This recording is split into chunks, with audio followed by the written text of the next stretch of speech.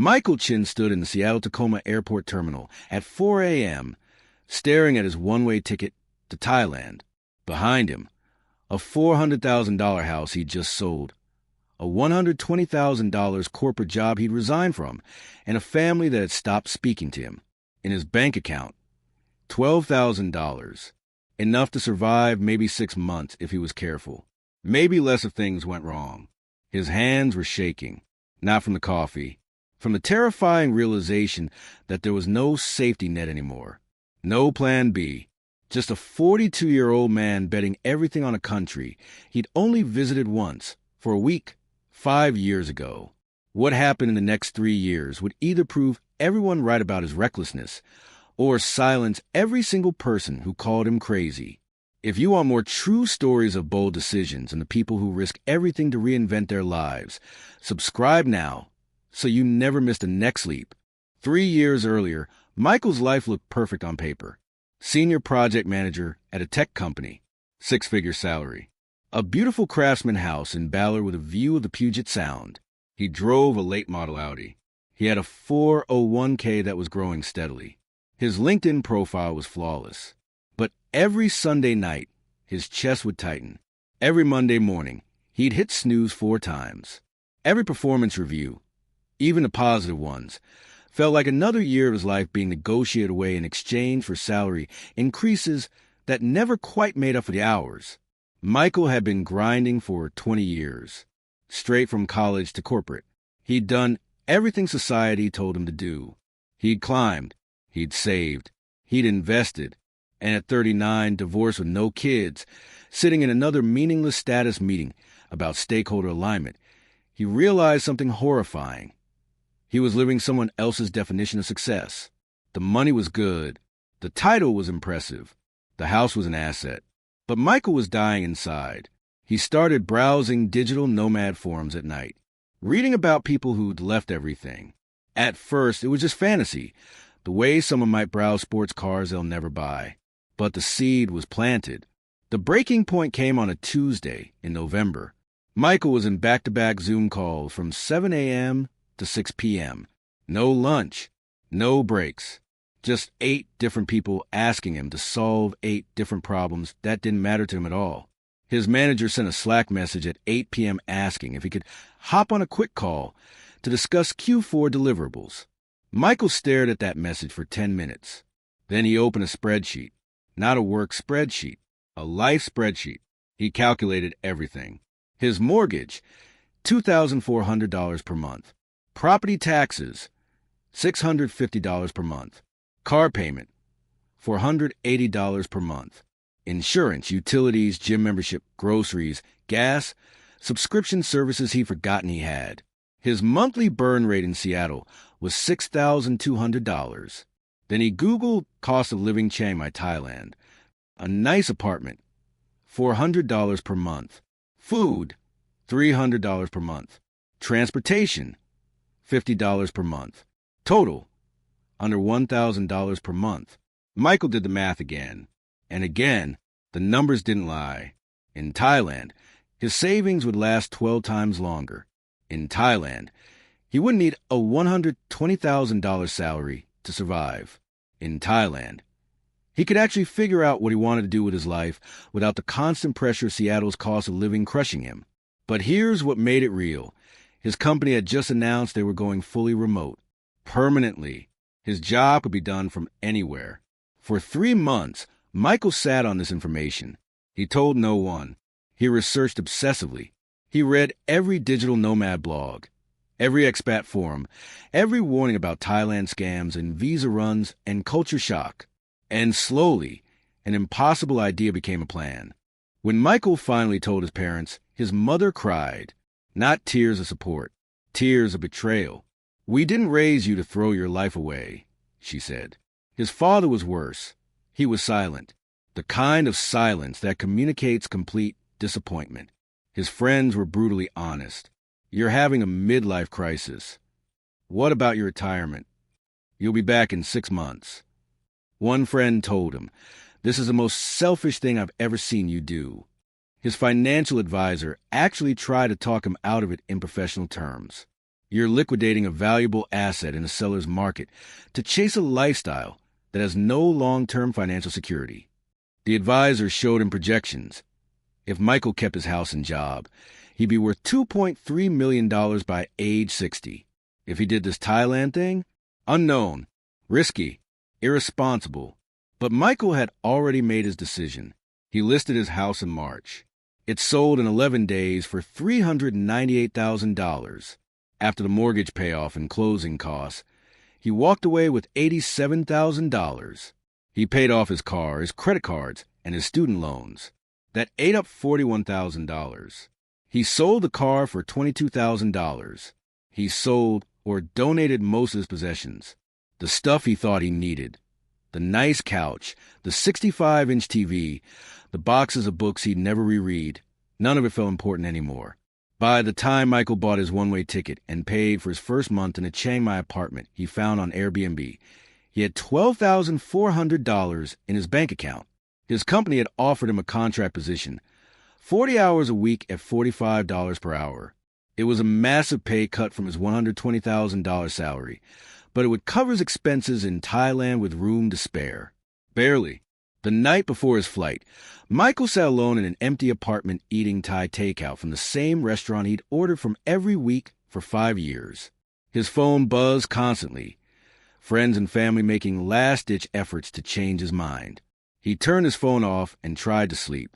He couldn't. The first 2 months in Chiang Mai were harder than Michael expected. The initial excitement lasted about a week. Then reality set in. The heat was oppressive.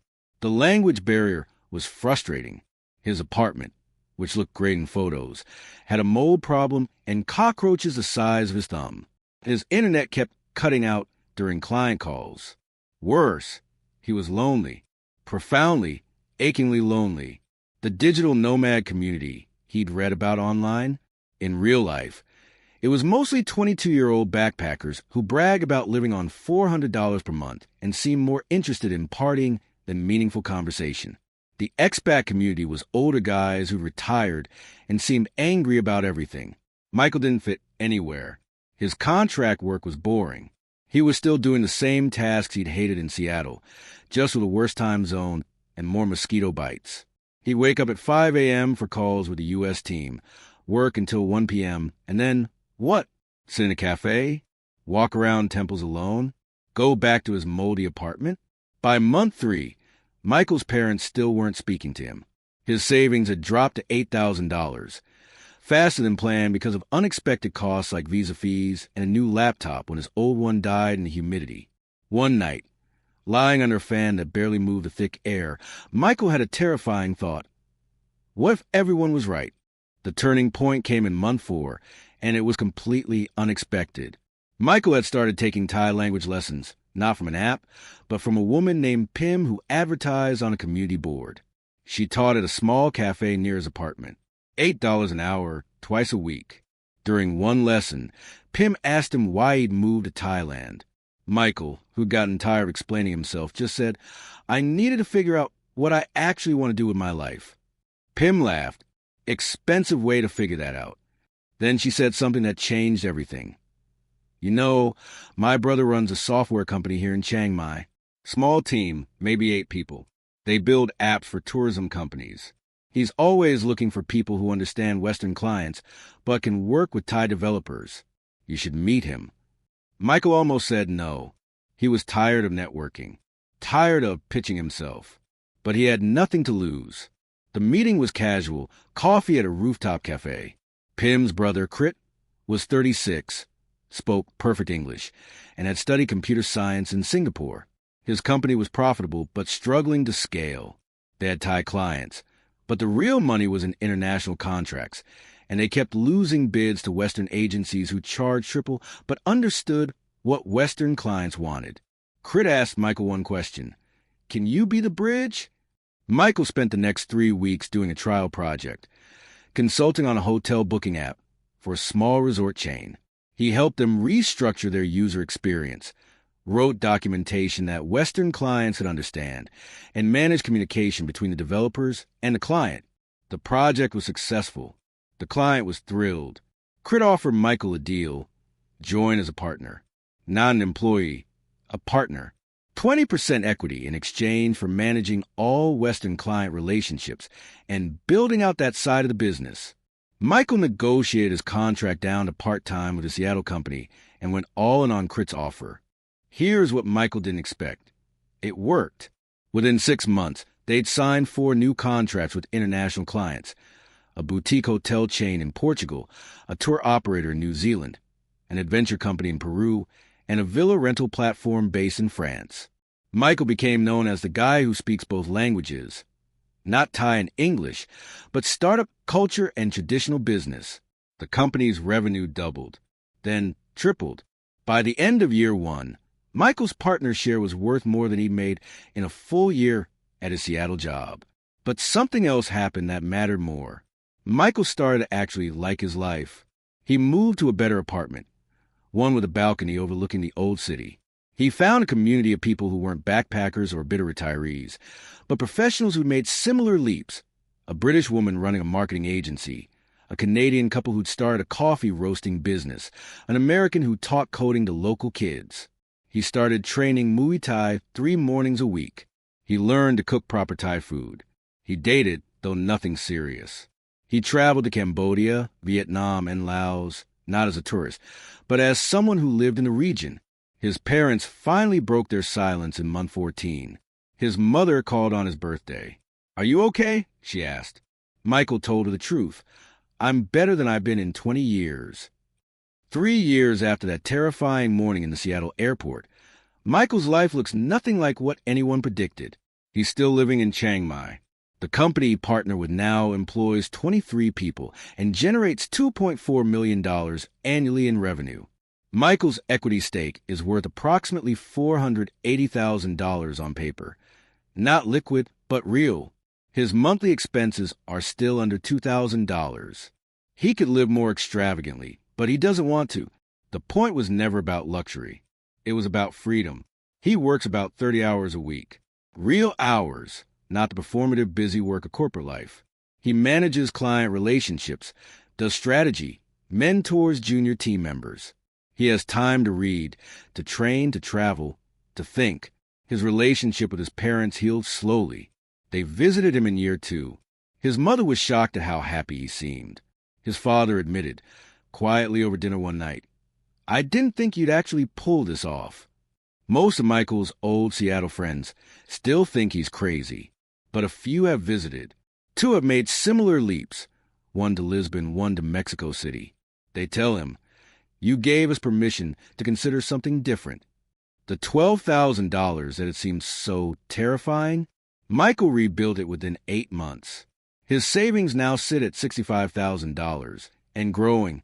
But here's what Michael says is the real transformation. "I stopped measuring my life by other people's metrics. In Seattle, I was successful by every conventional measure and miserable by the only one that mattered, my own. Now I'm building something that's mine, in a place I chose, on terms that make sense to me. The money is better than it was. But even if it wasn't, I'd still choose this." Michael still gets messages from former colleagues. They ask about the lifestyle, the cost of living, whether they could do it too. He always tells them the truth. It's not a fantasy.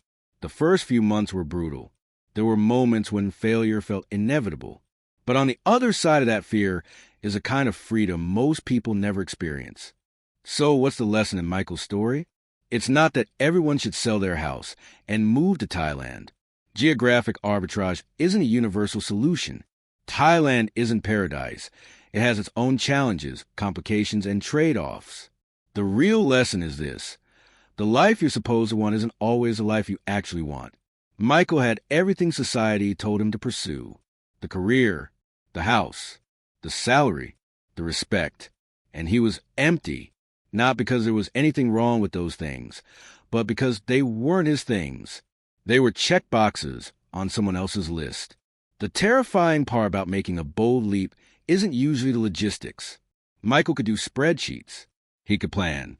The terrifying part is admitting that the path you're on, the path that looks successful and safe and responsible, might be the wrong path for you. Michael's parents weren't wrong to worry. His friends weren't wrong to be skeptical.